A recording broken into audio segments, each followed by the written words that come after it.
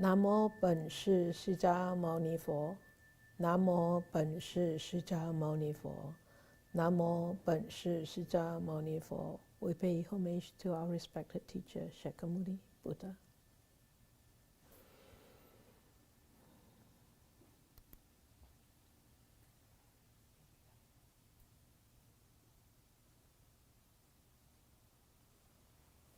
Okay, nice picture tonight.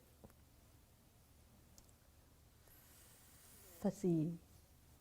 You know what's this called?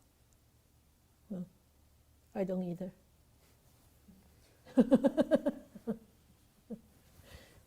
Maybe you should actually check it out with your phone. Use your Google scan, Google picture, or Google what? Google find. From a I don't know.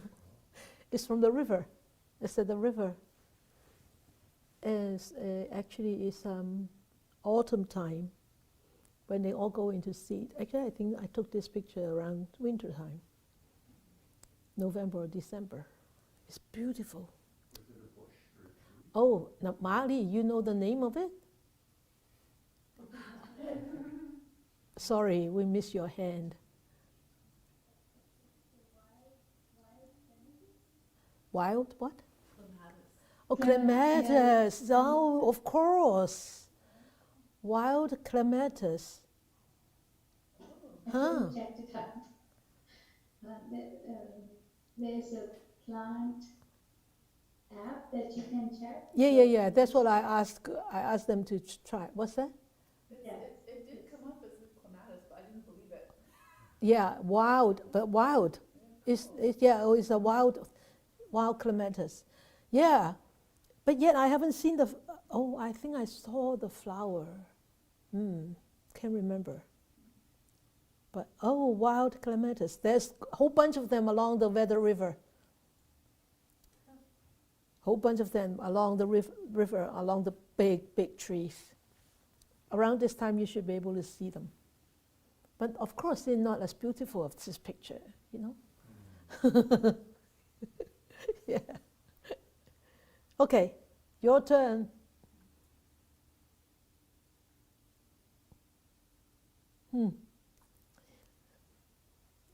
Oh, Waifun, yeah. Hi. Morning, people. Morning. Everyone. Morning. I like these pictures, and it looks like feathers and very light and so soft. Yeah. But it's very special. They are very big, but they have a leg to let them spread. Yeah. Out. Yeah. But they are not leave the center. Oh, I see. Okay. They're actually not. Yeah. They still have a central point. Yeah. So it's very special. Yeah. They're actually not very big. The flowers are like this size. I actually zoom it up with a zoom lens. Yeah, they are very small, but they are very fluffy, fuzzy, fluffy. Yeah. The color combination is just superb, just perfect. Brown and white. Yeah. Great. Thank you. Yeah. Thank you. Nice. Thank you. So, anybody else? Anybody who hasn't spoken before are welcome to speak up.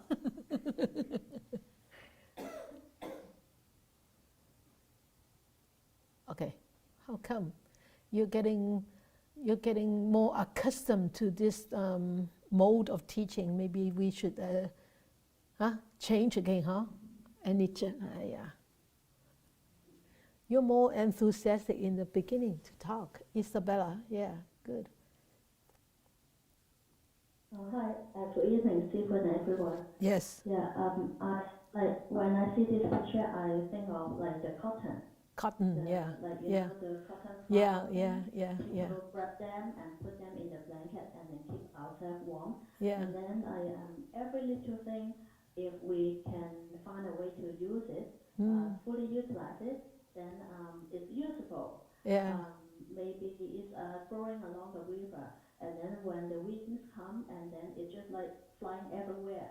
Yeah. And then it makes people's itchy nose or itchy skin. But like if we find a good way to use it, like Yeah. I don't know how to use this kind of flower, but like if we find a good way to use it, then there must be a way that like why this is on earth. This is around us. Yeah. Exactly. There must be a reason. Yeah. Yeah. So Yeah. maybe we don't know the reason why it's Yeah. there, but Yeah. like, for sure they have their purpose on earth. Yeah, very good. Yeah. Thank you, Sifu. Thank you. Thank you, everyone. Yeah. I mean, actually, your comment actually bring our thought in my mind is Po Lam is called Po Lam because Po Lam has so many great things on Po Lam's land, on Po Lam's earth.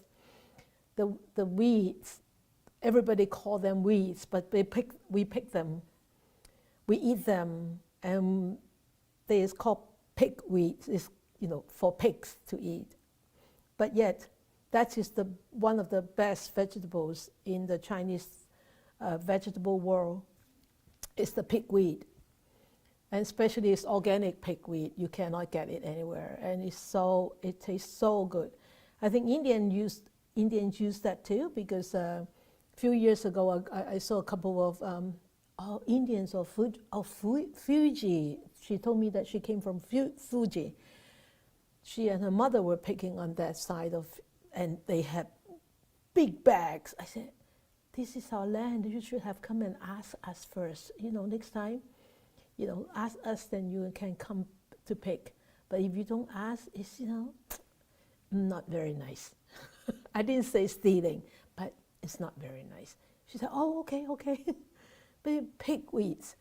And yesterday I went to Superstore on those where the Chinese vegetables are. They are selling one vegetable that is growing everywhere, a weed here. We call it guaji choy. The one with like a pumpkin seed, yeah. One stem with a lot of like this. It's all over the place. $6.95. Maybe for 200 grams. I look at this. We grow it here. We should have picked it and sell it to a superstore. And there are more. Che Qin Chou啦, and then Cai Choi啦. Cai Choi is one of the very famous Chinese Shanghainese vegetables. Yin Nok always come and pick to make dumpling. Yin Nok Choi, you call it, okay. It's weed here. It's weed until you know it. Because I didn't know it until 2012. I had a couple of students who came from China. Remember Wu? Okay.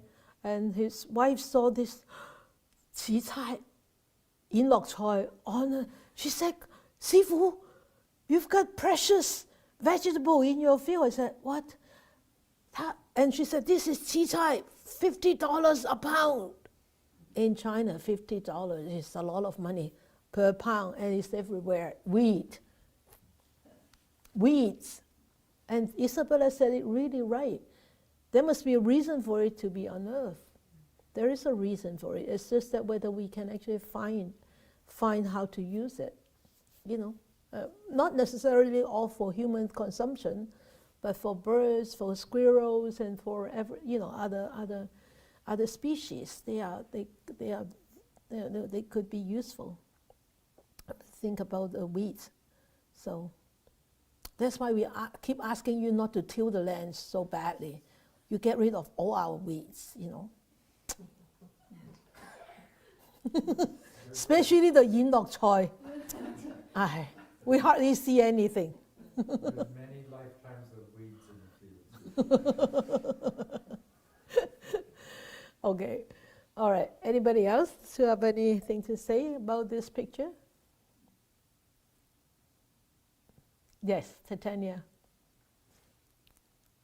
Thank you, Sifu. Sifu, I love Cai Choi. Oh, are you Shanghainese? Are you No, I'm not. Oh, okay. I use Cai Choi to make dumplings too. But we So cannot get the chai choy in Vancouver, can we? not fresh, but frozen. Oh, it's way different. Yeah, yeah. Better than none. Of course, of course, of course. Can you imagine when it is fresh? And it's like the size of our face. Wow. Yeah, the size of our face.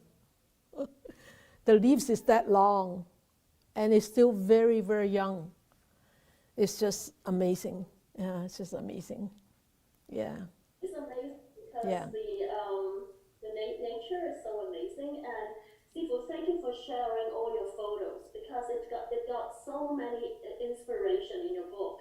Just looking at the photo, like today's photo, this is for me. It looks simple yet very complex. When you look deeper, it depends on your focus, right? Yes. And there both softness and firmness in this Yeah. photo. Yeah. That plants, I want to fly and float with the white fluffy Clematis, yeah, clematis. You know, yet the center is so firm. Yeah. That reminds me of having the right view and right thinking. Yeah. It's very important. Yeah. Yeah, that's it's like the crust, the Yeah. most important part Yeah. Yeah. of our practice. Yeah. And there might be disturbance from outside, like the branches abroad. Yeah. Right. Yeah. But that won't affect the center. Yeah. So, it reminds me of the Igbo path, etc., etc. So, Good. thank you for sharing. Good. Good. Good. Thank you. I'm glad that you like the pictures. I like the pictures too. But seeing the real picture on the computer, does it show better on computer? Actually, I think it shows best on that screen. But I mean, that even that picture is better than in the book, right? Yeah, yeah, it's better than in the book. Yeah, the book printing, right? You lost about 50%, huh? Yeah, Tan Sifu is very expert in printing, so 50%. Yeah, you can.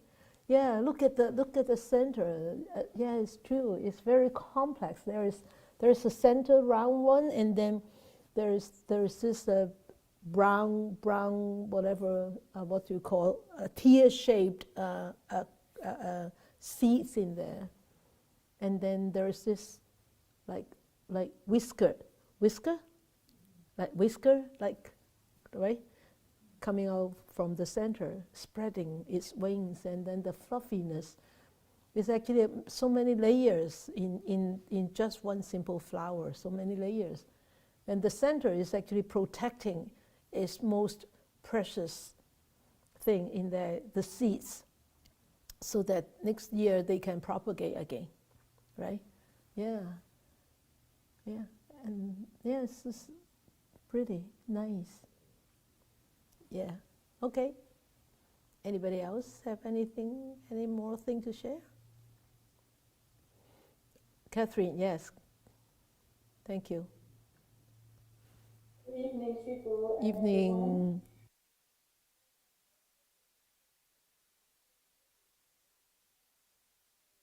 Yeah. Beautiful flowers. But if I look deeply into it, it's just remind me of when the Zen stores open, and then and my emotion is all entangled, and then sometimes I have this feeling too, and I don't know what to think. It's just all tangled together with emotion. So but I remember Sifu's the deep. I just take a deep breath, and then the slow down, emotion and things, and all entangled, eh? Yeah, they're all entangled, but yet you can find a way out. Just like the flowers, they're all entangled, but the seeds are so outstanding, and eventually those seeds will survive. Will survive the harsh winter, and next year they will come back again. You see, no matter how entangled it is, the nature, and I think also as well as our human mind can find a way to actually unentangle itself. It's whether we are willing to. But the flowers, they are forced to be willing. They are forced to be in that situation. But we have a choice. For us, we have a choice. But the flowers, they are, well, they're not forced to, but they're there.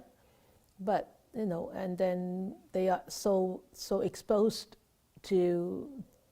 They could become very fragile, but yet you can see the flowers, the whiskers are fragile, but yet the center, the core is so strong. The core, it's just like our core. Our core could be very strong, but where do we put the strength? That's very important, right? And the flowers put their strength in hoping next year they will come back again. Of course, that is our human interpretation of the flowers, for the flowers. But we have to look at this and remind ourselves our core also.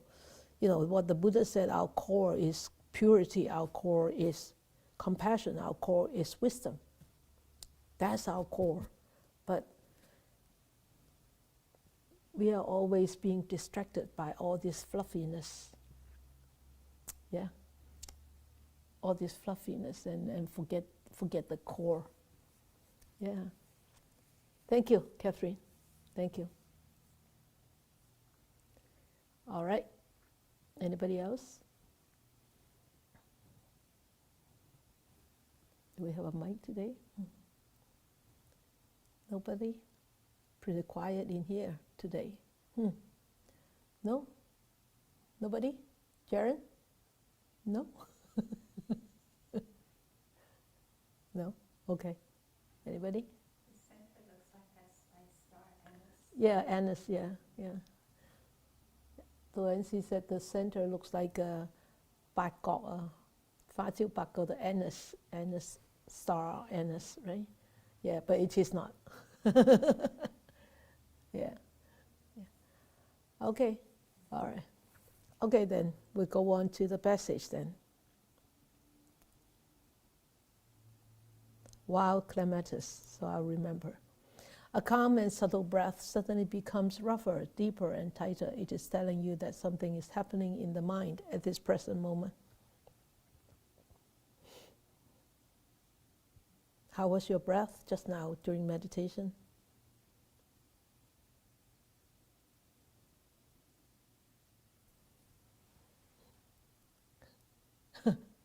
I nearly forgot to actually ring the bell.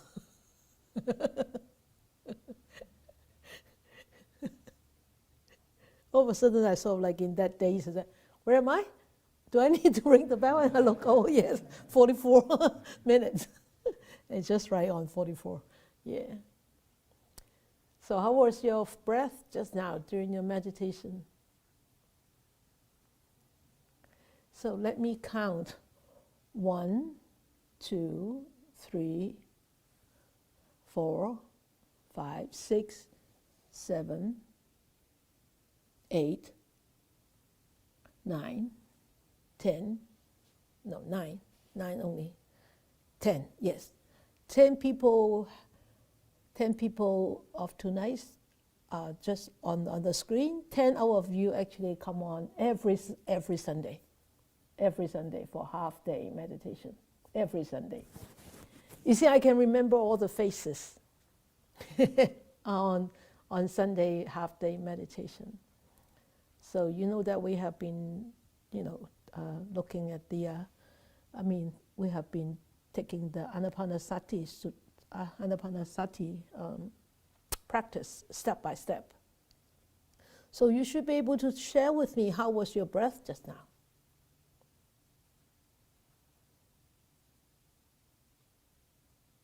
You could have asked me, Sifu, which breath are you talking about? Huh? Right? Which breath are you talking about? Your breath or my breath? Or is there really your breath and all there's something called my breath? Titania, you have something to say about your breath? You are smiling. Thank you, Sifu.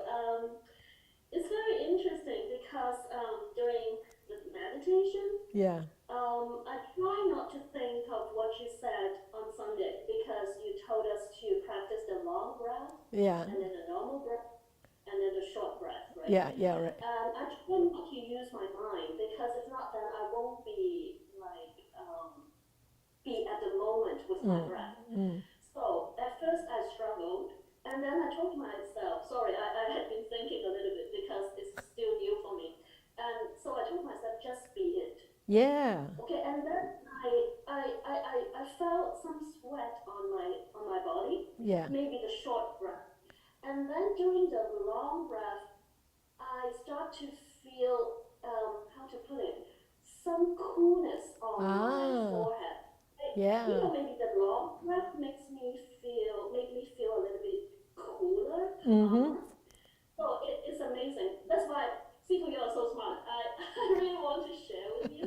And also, one more point is, I found that I can focus on the 所语, the tool. The tool, That yeah. I need a breath, the tool. Yeah. And I found that today's meditation flied by so fast. Yes. I remember you told us once that you wouldn't know the passage of time. Exactly. And just now when you rang the bell, oh, it's already 45. Yeah. And yeah, so it's amazing. So Yeah.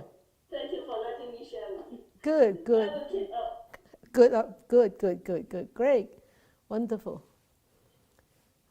Okay, so the rest of you didn't have your breath just now? Okay, Versa. Then Irene, okay. Okay, good evening.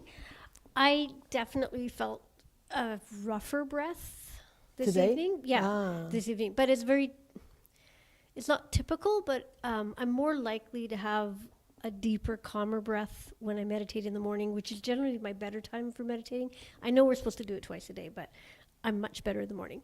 But in the evening, I always have a much harder time settling. My mind is running, and so I know that I'm at a more shallow breath. Yeah. And so I definitely felt that today. Good. No, not good, but Really? I notice it. There is no bad or good meditation, remember? The bad or good meditation is your own judgment because you're expected. Yeah, there is an expectation there. Oh, I feel calmer. Also, this is a better meditation. Oh, it's rougher, more agitated. This is a worse meditation. There is no such thing as bad or good meditation. Anytime you are able to sit down, it's already good enough, right? So remember, stop judging that meditation as bad or good. Otherwise, you start labeling, and that is not mindfulness. It's craving. Yeah. Good. Yeah. Okay. So Irene, great, Irene. Okay. All right. Yeah. She has two screens. You see, she's got problems. So, yeah. So she will speak from the other screen. Yeah. Okay. There you go. No problem. Okay. During the meditation, I feel the long breath is deeper and calmer, and also follow, like a very subtle, small, short breath. But they are calm, not rough or agitated. Okay. And each breath is different. Of course. It doesn't matter long or short. Yeah. But I found more wandering thoughts when I go back to the normal breath. Oh, okay. Yeah. All right. So I need to pull back and then go back to the Long breath. Yeah. Yeah. But when this morning when I meditate, and then I just feel a little bit different than before. I don't know, just like the absorptions. How do I describe it? I don't know how to describe it, but very light. The body's very light.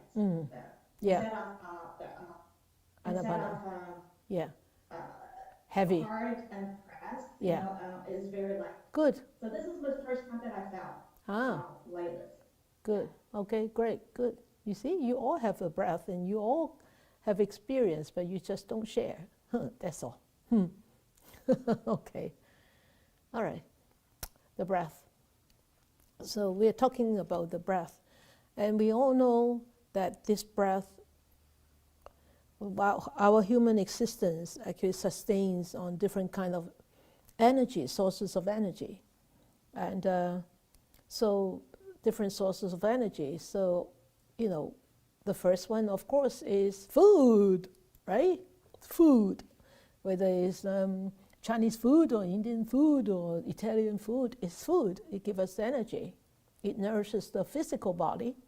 Sometimes it nourishes the mind too. When you have craving for ice cream and then you go to have ice cream, that snack is that is really not food, but snack.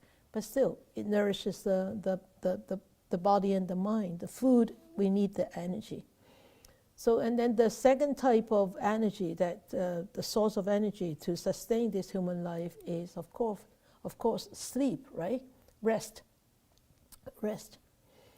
But a lot of time of our lives, we pay very little attention to one thing, and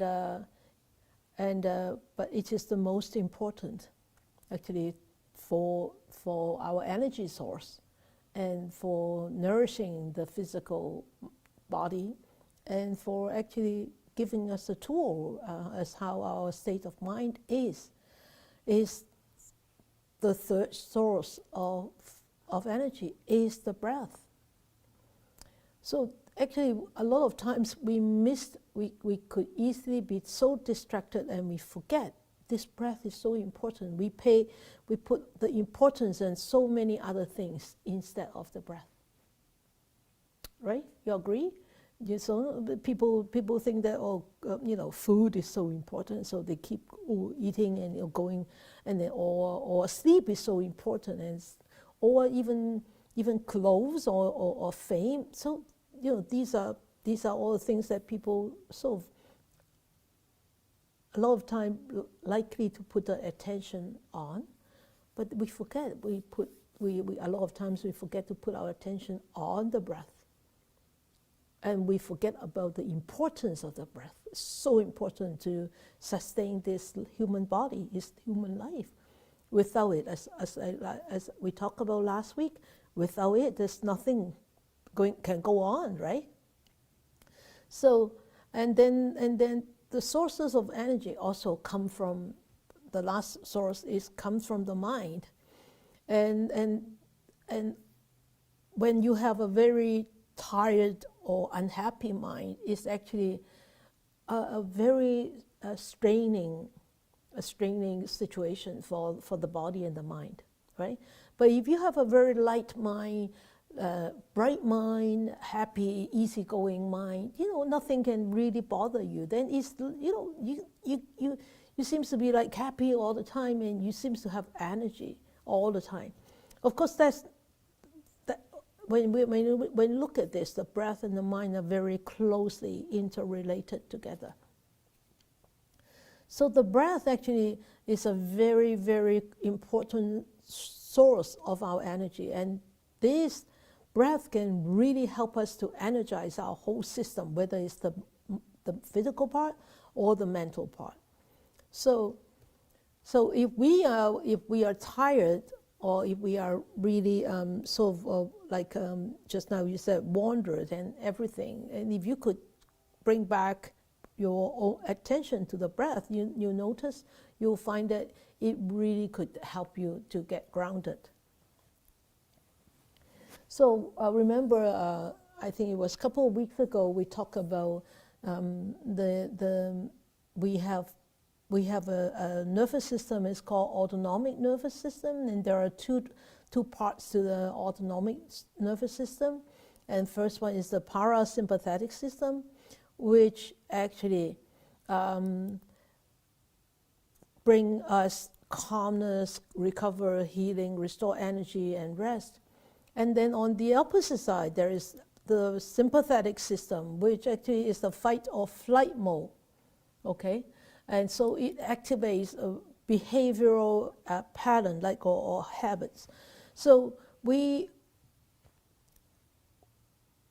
why do I have to bring this back again? Because I want to talk about the breath, right? Tonight, still talking about the breath, because the whole chapter is about the breath.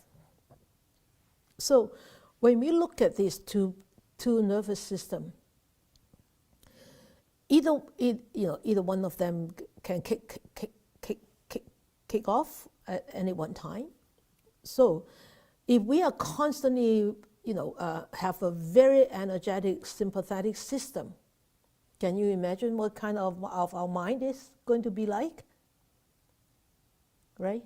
And if we do not remember to sparkle this parasympathetic system up, then we are constantly in that sympathetic system. That's what the problem nowadays in today's world is. People constantly going into that mode, the fight or flight mode, like agitated, irritated mode. And then we actually, the other system become very weak. So whenever this sympathetic system is in overdrive, actually it brings on so much more stress and imbalance to our mind. And that mind will affect the body, right? So scientists have proven, I'm not saying just scientists, I say medical scientists. They could be doctors, they could be clinical psychologists, or they could be neuroscience researchers. But mostly the doctors actually found out the medications, for example, like anti-anxiety drugs, or all those medications, if we're looking at imbalance from stress, so a lot of time they will prescribe anti-anxiety drugs or antidepressive or whatever, and those medications can only work on the SNS, sympathetic nervous system. It cannot help the PNS. So this is the diagram that you can understand more.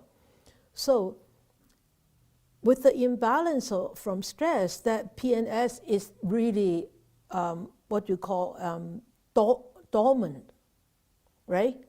And the SNS is really, really active, working. And medications cannot help to actually kick on the PNS or suppress PNS. Okay, so, but we need the PNS to be able to kick into gear at times of challenges and throughout our life, so that we do not become overburdened by all these stresses and that come with vicissitudes of lives. And I mean, life is definitely all the time is filled with ups and downs. And if we do not find a way to start this PNS, okay, so this PNS, is parasympathetic system, or PSN, parasympathetic nervous system. If we do not find a way to kickstart this PNS, then we are constantly in that SNS mode. And it's going to be very difficult for ourselves, because we encounter, days in, days out stresses and difficulties. Okay? And so how are we going to balance this? How are we going to actually kickstart that PNS? So scientists and medical professionals, they have found out the breath. The breath actually could bring a balance to a PNS and to an SNS. We cannot do without SNS, because we need to have this SNS present, because at times of crisis, we need to have that flight or fight mode. We need to. Otherwise, we're just numb and limbo, and when there is a fire, we don't know where to grab the fire extinguisher, or where to run for our lives, or how we can help others to help others who are in difficulties. We need the SNS. We don't want to suppress the SNS all the time, but we don't want it to be always in the first gear or in the fourth gear or the fifth gear. Right? We need to put that into neutral sometimes. So the scientists and the medical professions, they found out that, by using the breath, especially a kind of breath they call coherent breath, coherent breathing. I don't know whether you have heard about that before. No? Coherent breathing is the long breath. They said if you use the coherent breathe, it helps to bring this balance between the PNS and the SNS. And it will bring like ease and calmness and harmony to ourselves. So, and they also said, because every time we breathe in through our lungs, and these organs here, the chest and the stomach and the liver and the lungs, they all send, especially the lungs, all send little messages up the vagus nerve. That is the main nerve that's connecting through the lungs and to the brain. The vagus nerve, they send different little minute messages, thousands, hundreds of thousands of messages to the brain. And then to the brain and then the brain actually gets these messages, and then it knows which to kick off. PNS, SNS, PNS, SNS. So these powerful messages actually influences how different part of our brain works. So scientists actually, you have heard about that. Scientists actually, attach electrodes to meditators, right, to check out which part of the brain actually illuminates when they are in meditation. And they actually come to a conclusion is all these actually messages, affects different parts of the brain. And those people who are in meditation, they affect the part of the brain that actually is responsible for peace, ease, harmony, and happiness. So they said, with coherent breathing, what is coherent breathing? Remember we talked about how many breaths we take for human beings and how many breaths a turtle take? Remember we take about between 13 to 16? The coherent breathing is between 3 and 6 in 1 minute. And you could try it. It really slow down. Then that's what the Buddha said, long breath, right? Long breath. You see, the scientists are really picking the best stuff out of the Buddha's teaching. The Buddha has taught everything is best, but they pick up a bit of the best thing and then, elaborate them in their own language, which I don't mind, and I think it's good. At least, other people who are not fortunate enough like us to encounter all the words of the Buddha, at least they got one part which is good for them to use, right? So gently and slowly take this long breath in and slowly and gently breathe it out. And it says it's called coherent breathing, between 3 and 6. And the scientist, can't remember her name, she said the best is try to do it 5 breaths. So I actually, after I read this article quite some time ago, actually I tried it myself and I had to experience what they said, right? And it really is just like the Anapanasati. It's just like the Anapanasati, the third step of Anapanasati. So you can see that the scientists are verifying what the Buddha taught was the best, right? So when we talk about this coherent breathing or the long breath, remember when you take the breath in, you don't have to use any efforts, like not like this, okay? Or when you breathe out, it's like this. No, not like this, okay? No effort bringing it in, no effort pushing it out. It's gentle, soft, and slow. And with this, actually, it turns that S and S down. It turns the fear mode, the fight mode down. And it actually raises this PNS mode up. So it brings a balance to our autonomic nervous system. So with that, it actually activates a sense of safety, a sense of calm and ease. So that you can see just that, we can see how far it can go. It can really, really go very far because it brings on a very settled emotional state. And you know, anybody can practice this.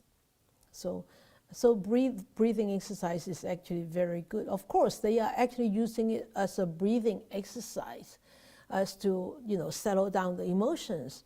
But yet, for us, we are not using it as an exercise. We are using it as a tool for our spiritual growth. As I said in meditation, it's the cultivation, it's bhavana. It's the development, it's a bhavana. It's not an exercise. Okay? So we always have to remember that. Okay? So we all know this breath has its own rhythm, right? Our life has its, any part of our life has its own rhythm. The heart has its own rhythm, right? The muscles have their own rhythm. And even the eyes, the vibration, the blinking of the eyes have their own rhythm. And so is the breath has its own rhythm. So if we actually observe carefully, there is a rhythm in the nature, there's a rhythm in our existence and in our own body. So why are we hungry? Because that rhythm tells you that's hunger, right? The rhythm is disrupted, is disturbed, it's not stable, it's not balanced. So you feel that hungry feeling in there. So there is this, we all have this biorhythm, okay? Then we have this rhythm in the breath. You notice, in the morning, it's different. In the afternoon, it could be very different. And in the even could be very different. Or when you are full of energy, it's very different. When you are short of energy, it's very different. So it's a different rhythm for each different situation, for each mode different kind of mode that we are in. So we know by looking at the rhythm of the breath, actually we could see what's going on with our body, with our mind, right? So this rhythm of the breath actually changes with the emotions that we experience, right? We all have experienced that. When we are angry, what kind of rhythm are we experiencing? Would we experience when we are angry? What kind of rhythm? Your heart goes thumping, thumping, thumping. The heart is out of rhythm, right? It's not the normal rhythm. And your breath is not the normal rhythm. So is your body is not the normal rhythm when you're angry. Because why? There is a lot of heat. There could be a lot of heat there.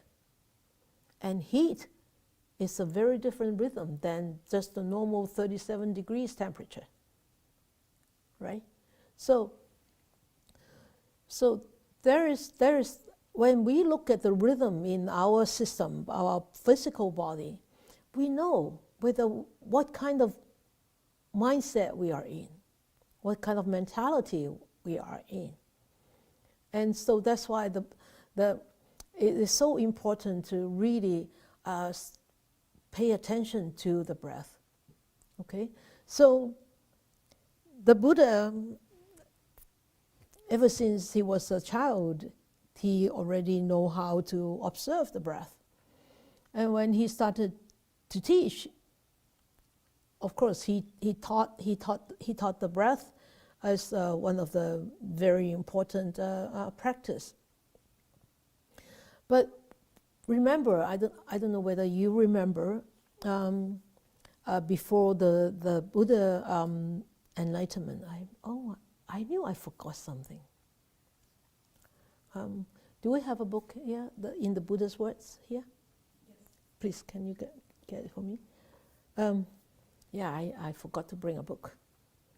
So remember, before the Buddha's enlightenment, he sat there meditating, and remember what kind of breath he went through. Can you remember? Thank you. Can you remember? Painful, piercing. Painful, piercing. Yeah, and then?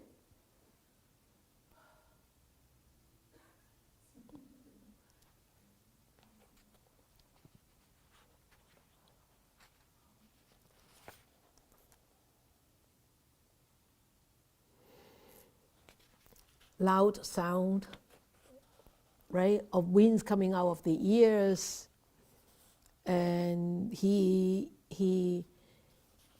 was trying to hold his breath. Remember? Yeah, in this book, in the Buddha's words. Remember, we studied that last year. Was it last year? That's when he was going through the phases of trying to figure out what was Exactly. Yeah, you remember, hey? Yeah, he was trying to figure out what to do, right? And yeah,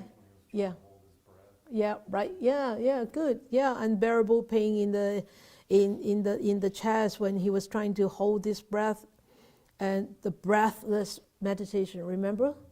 Yeah. So read that book, read that chapter in The Bringer of Light, page 62, 61, 62 in this book. So remember that he pressing his palate and with the tongue and forcibly attempting to restrain his own breath. Remember that? So he noticed that this causes so much pain, and it's not conducive to enlightenment, right? So he started, incorporating a moderate modulation of the length of the breath as part of this 16 steps of anapanasati. And actually, when he started teaching the breath meditation, he actually didn't have it in such a way divided into 16 steps. But later on, with his teachings, it was sort of like becoming very organized and systematic. And so there came this Anapanasati Sutta.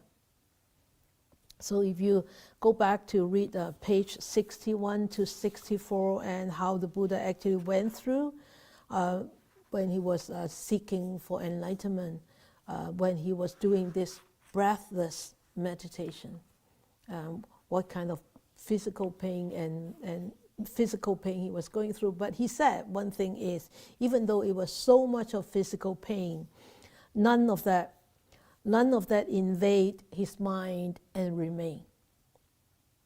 So it just came and go, came and went.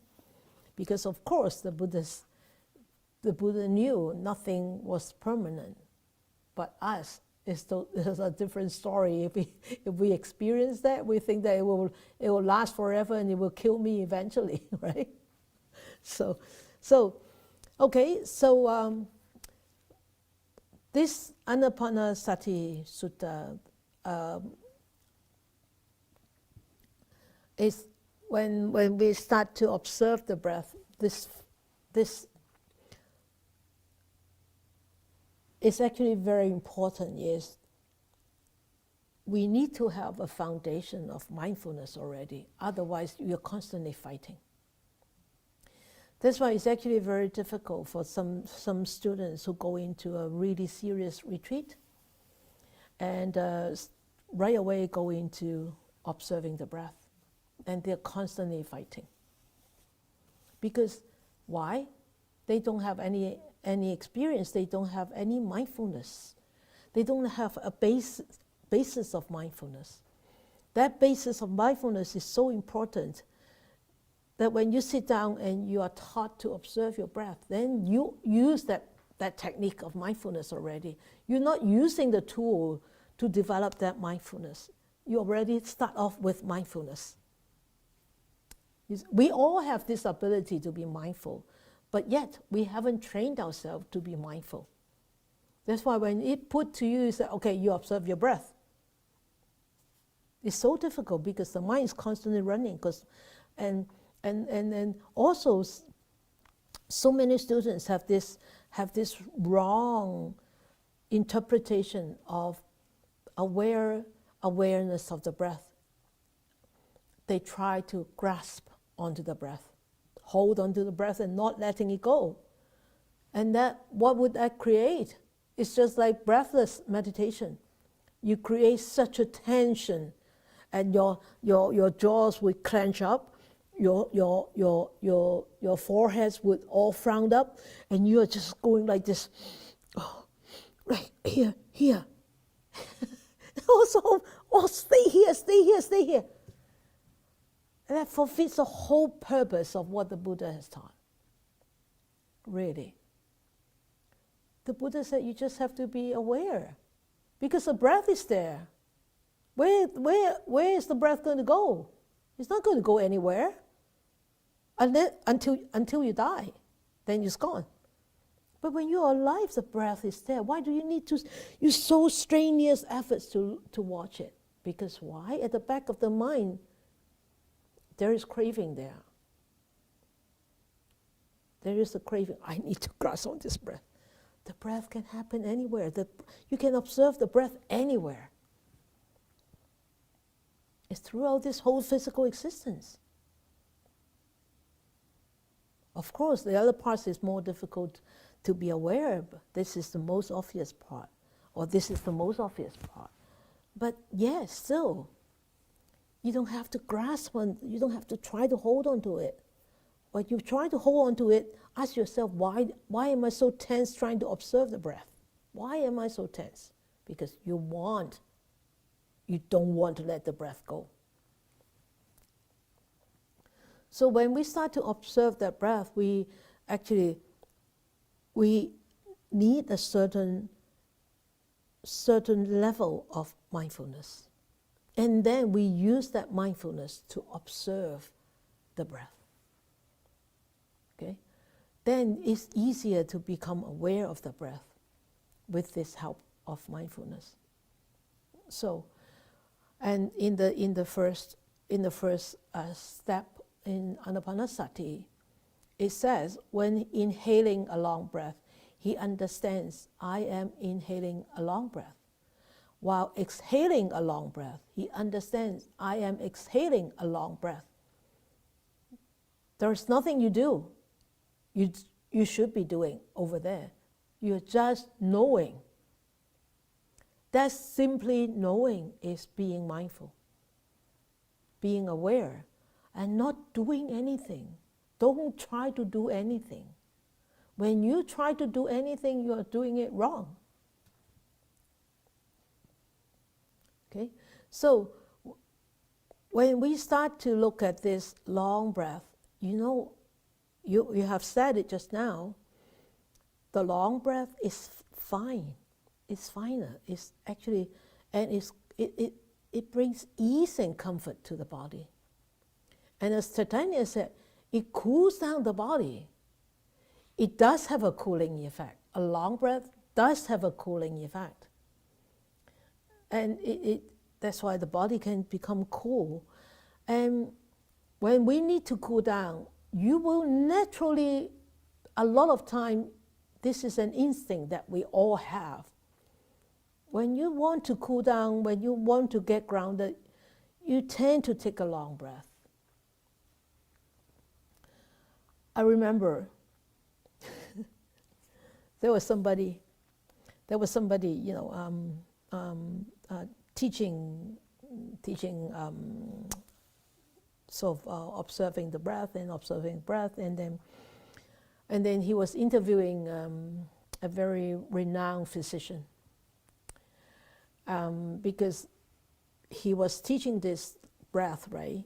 And he said, Dr. So-and-so, have you tried this long breath or short breath? Or have you tried this breath meditation? And you know what the doctor said to him? He said, I don't need to try. It's an instinct. It's an instinct that we all have. But whether we remember to use it, that's a different thing. He said, when we are in the operation theater, operation room, if we actually encounter a very difficult surgery, the first thing we know what to do is take a long breath. Take a long breath and start again. Take a long breath and start again. He said, we don't need to learn how to take a long breath, because it is a human instinct. Because that is what the PNS does. Right? The parasympathetic system. Okay? So read this word carefully. When inhaling a long breath, he understands. That's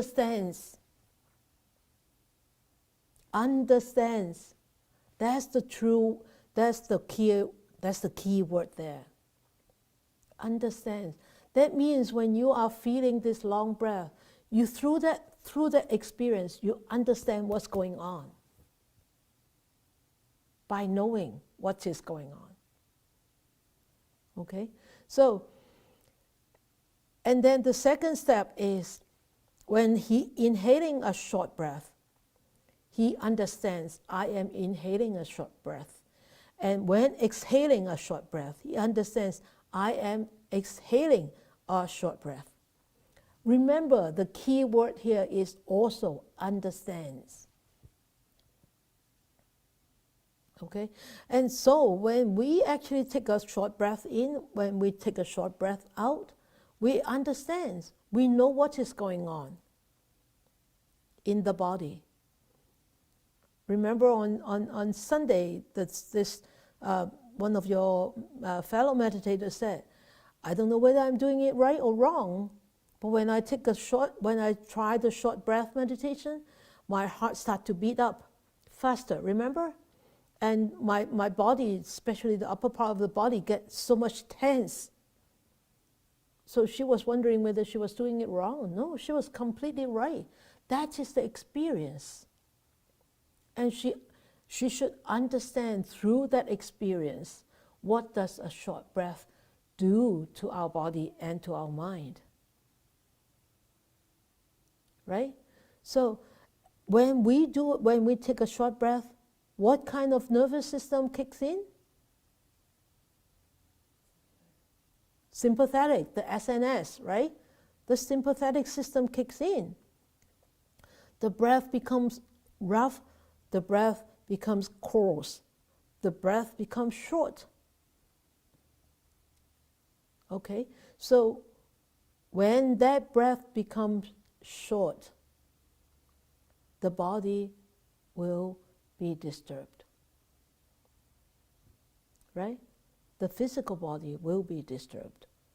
There will be an unease in the physical body. Tension is an unease, right? So the heartbeat is an unease. When you feel that heartbeat, sometimes my students come to me, I have this fast heartbeat. Am I going to have a heart attack? I said, who am I to say whether you are going to have a heart attack or not? But I can't. because I don't want to get sued, right? If he's going to really have a heart attack, and I say it's not a heart attack, then probably at the end of the of the course he will come and sue me, right? But I said, well, I'm not here to say whether you're going to have a heart attack or not, but I'm here to tell you, to remind you to observe that fastness, that fast pace of your heartbeat, and try to maintain the balance of mind. Of course, it's very difficult, right? When people are really not experienced enough, and maybe they don't have that kind of confidence yet, so it's very difficult for them to really accept that they're not going to have a heart attack. So when we start to understand a long breath and a short breath, we start to understand more about the interrelationship between these three things: the breath, the mind, and the body. The breath is a bridge, bridging the mind and the body. As I always say in my meditation, when I teach meditation, I said there are many bridges that connect the mind with the body, and the breath is one of those bridges. So when we look at this, look the breath and the mind and the body, they are all connected. They are all interrelated. Okay? And this breath, a lot of time, functions as a bridge between these two things. So by observing the breath, by feeling the breath, by understanding the breath, we start to actually see that, wow, there is this really strong interplay between the mind and the body, right? And this, when we understand how do they play out, and we could maintain a clarity, we could maintain a balance on just being an observer, not looking outside, not from the outside looking inside. No, it's inside looking at inside. Okay, it's really, you think it's none of your business? No, it's your business. So do not look from outside to inside, but inside to inside. When you start to look at this, oh, you start to understand it more. As the Buddha said, you understand what a long breath does and what a short breath does. You understand. When you start to understand, it's becoming so personal. It's a personal understanding. And when you start to understand, you say, oh yes, now I understand. When you understand more, that means you're growing, you're progressing on this path, right? As if like we're walking up the stairs. We see these stairs, we see this step. We take one step up. Oh, yes, I see that there is another step. I can go up another step because you further understand a little bit more about the stairs. It's just like that. So with this breath, when you understand more about this interrelationship between the mind and the body, and how does this breath actually bridges these two things together, you say, wow, this is a knowledge, this is an experience I can use to grow, to progress. Progress in what direction? In the spiritual enlightenment. Right? So this breath is actually a very wholesome tool, a very vital tool for our own wholesome being, not doing. Remember the two modes of our existence? One is being, the other one is doing. It's being, wholesome being, not wholesome doing. You need to be wholesome being first before you can actually wholesome doing. Right?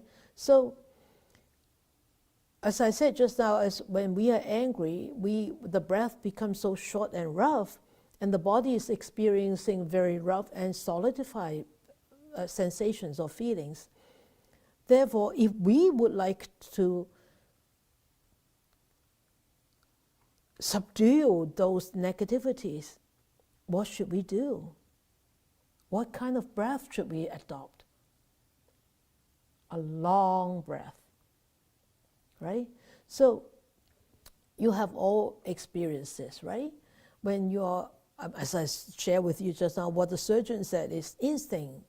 But we need to make use of this instinct. We need to remember how to use it. That's his mindfulness. Okay? So that's why when it comes to the third step of Anapanasati, it's even more obvious. He said he trains in this way. I will experience my entire body while inhaling. He trains in this way. I will experience my entire body while exhaling. You see, as I said on Sunday, this is the first 3 steps of the first 4 steps of the first part. There are 4th part to it, right? And the first part is the body, and the breath is a part of the bodily existence. So this inhalation, long or short, like in the first 2 steps, long breath brings in ease, comfort, calmness. Short breath, we understand how does it affect the mind and also the body. So the body cools down with a long breath. The body heats up with a short breath. The body feels ease with a long breath. The body feels unease, disturbed with a short breath. And the mind feels calm with a long breath. And the mind feels disrupted, agitated, irritated with a short breath. Okay? So it's not just the mind, it's not just the body, it's the body and the mind. So they are a triangle. They are there, remember. And the breath is the bridge between it. So this mindfulness is about the unification of breath, body, and mind. So in the third practice of Anapanasati, we understand we are using this breath to unify the body and the mind. And when we can unify the body and the mind, body, and the breath are together, then we are not a zombie. But if the breath, you forget about the breath, and the mind and the body is gone, so you're sitting here, but the mind is somewhere else, you're a zombie. You're walking zombie. You're hollow because the mind is not here. Right? So that's why the whole training taught by the Buddha is teach us how to unify the mind and the body so that we are one whole existence here. And the breath is the one wonderful tool. And mindfulness, of course, is very, very much needed to bring them all together. When the body and the mind are unified, you know what? A lot of the trauma that we experience or that we have experienced in the past could be healed.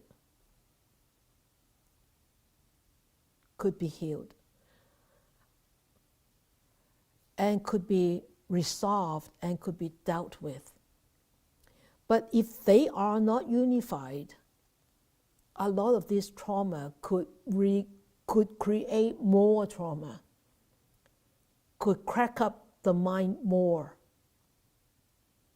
So, and it is very difficult to heal. So when we actually meditate, when we actually sit down and meditate, you notice if the body is settled, the mind can settle down faster, right? If the body is still, the mind can be still.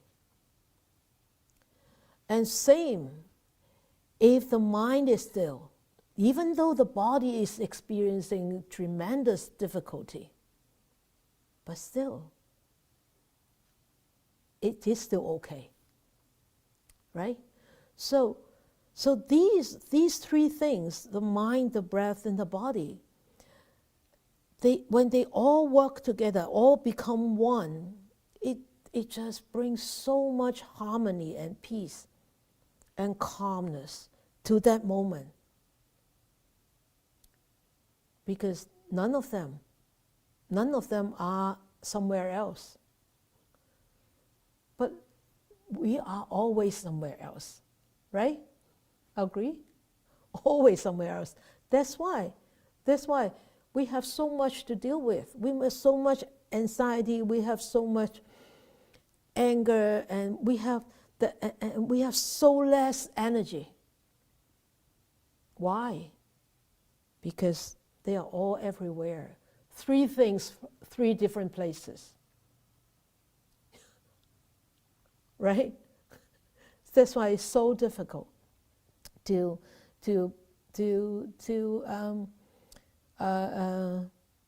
be calm and tranquil and peaceful and happy. And look at some of the past teachers. I just read about the fruit monk. Again, his biography just this afternoon. I read his biography again. Guangyam Lo Huasang, the fruit monk, and he sat in meditation for 4 months in the cave. 4 months,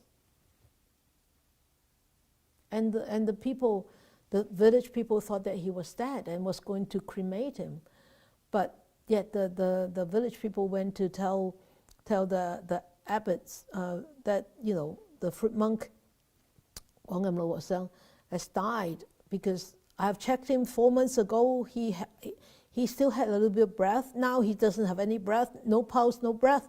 He's definitely dead. 4 months. Anybody should have come out from that deep meditation now. 4 months, right?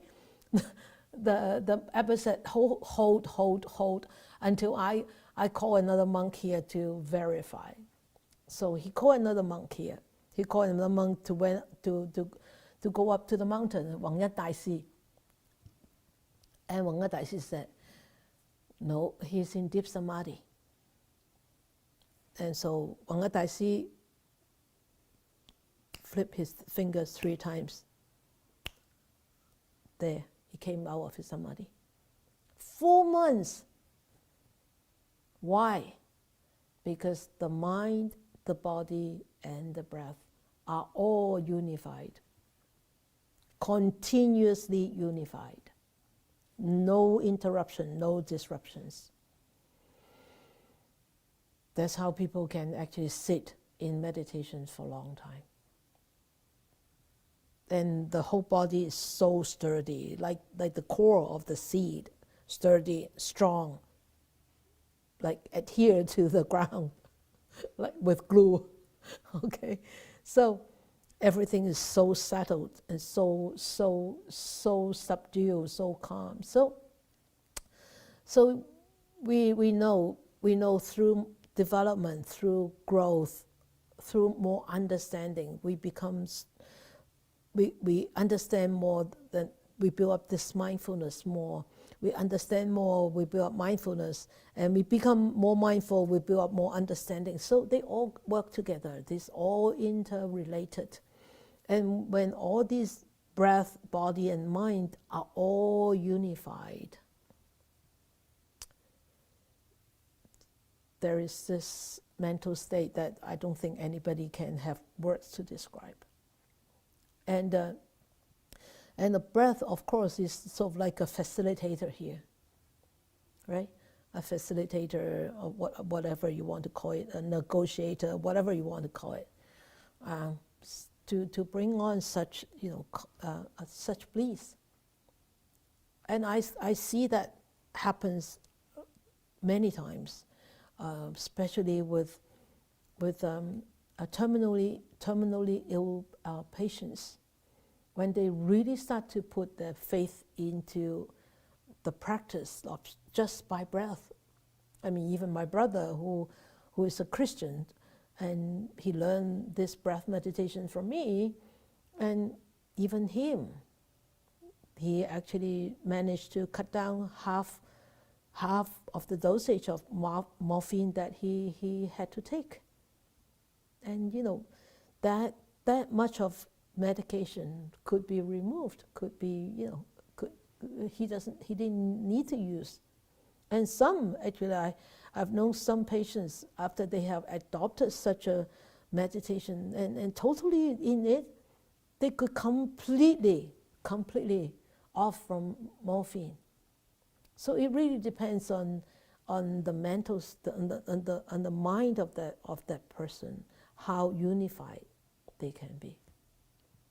Okay, so we are actually training the mind to be aware, and we a lot of times during meditation, when we sit down, don't try to do anything. Try not to do anything. Just try to be with it, with the breath. Just try to be. If you start to really persist in this kind of practice long enough, gradually, slowly, peacefully, calmly, and naturally you'll be able to deepen your practice. But if you're trying to do something, you're trying to attain something, I tell you, you are actually walking towards the opposite direction. You're not going anywhere. Okay, so I love this Anapanasati because it's so down to earth, and but there are so many deep hidden meanings in these simple steps. Just a few words, but if you miss the most crucial word, you misunderstand the whole thing. Okay, so remember these 3 steps. The most important thing is understand. And this understand is mere awareness. Just mere awareness, not doing anything. But not doing anything doesn't mean that your mind is drowsy or hazy, misty. Your mind is very, very wakeful, very focused, very unified with the body and the breath. And the breath is a universal tool.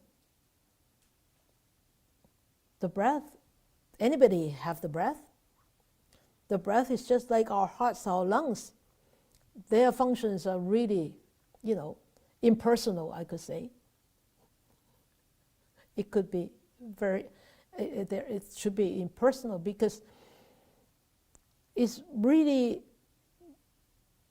is there something called my breath or your breath? No, it's just a breath. Even though if you don't pay attention to it, it's still doing its work. So there is no such thing as my breath or your breath. The breath is just a breath. Don't start to say, oh, my breath is long, my breath is short. Then you are actually strengthening your ego or your attachment to this I and me and mine. And you can actually detach yourself from I, me, and mine from saying this breath. This breath is a long breath. This breath is a short breath. And this breath is actually a very, very useful tool for you, for us to actually to be aware of this present moment, because the only breath that one can observe is the breath that is happening right now, right here. Not the last one, not the future one, but this one. And it will not discriminate you. It's like, okay, you miss me in the last breath, I'm not going to let you watch me this breath. No, it won't. That's why it's that's why it's so impersonal. It doesn't hold any grudge on you, right? And so it doesn't mind you using it either. So we know this breath is really it could be a very, very useful tool, and we know that it is possible to change the way our emotions are by regulating our breath, by changing our breath when it is necessary, but not when we are just normal, doing things, normally working or talking. But when we need to actually calm our negativity at any time, we know that we can do that by regulating our breath, by controlling it. And after being calmed down, then we can go back to the normal breath, the normal natural breath. So the breath actually is a wonderful universal tool for everybody, any religion, any nationality to use to help each one of us to cope with ups and downs in our lives. If we could actually train ourselves to understand the breath more, and if we could remember to use it more often as it is necessary. Okay? So that's why the Buddha said, observe your breath. Just observe your breath. Just observe this breath. With this, you can start to observe the sensation and go beyond to see what the true nature of our life is. So that's why among many of the Chinese Chan masters, they say all the time, they teach all the time is, we should not be afraid of any thoughts arising or wandering thoughts arising. We should be worried that we don't have this awareness. The awareness come too late. So we should be worried about the awareness coming too late or never come at all. Should not be aware of thoughts, wandering thoughts. Okay? So this is what I have to offer for you tonight about this. Though, it's not too much about this, the emotions part, but it's really talking about the mind and the body and the breath, the three of them.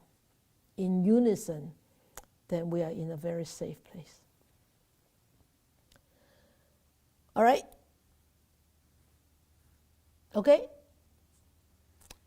Okay, I have overrun. Okay, let us dedicate our merits then.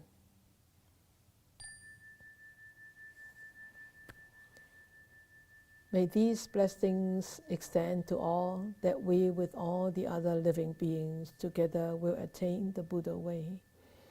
May we wish more and more people will encounter the wise words of the Buddha, study them, understand them, practice them, and help themselves to liberate from their own sufferings, miseries, and be truly free, happy, and peaceful.